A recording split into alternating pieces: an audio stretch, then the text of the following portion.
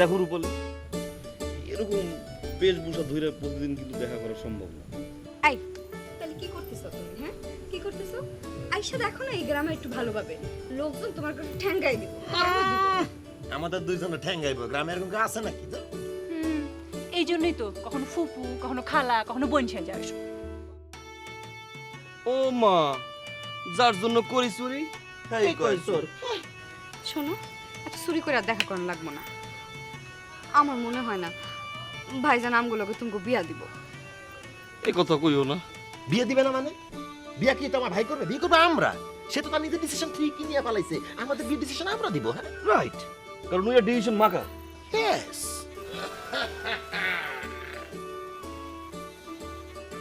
কি ব্যাপার, তোমরা দুইজন কারা?